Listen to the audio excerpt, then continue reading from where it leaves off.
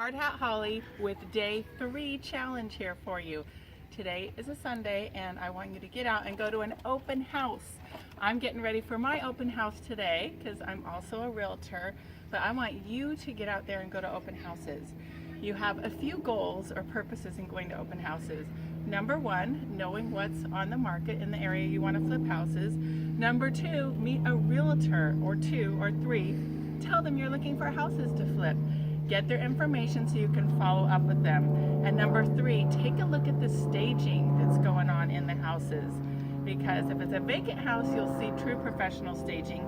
If it's not vacant, then you'll just see maybe what people do to make their houses appealing or not appealing to sell. So get out there and take some action and do your day 3 challenge.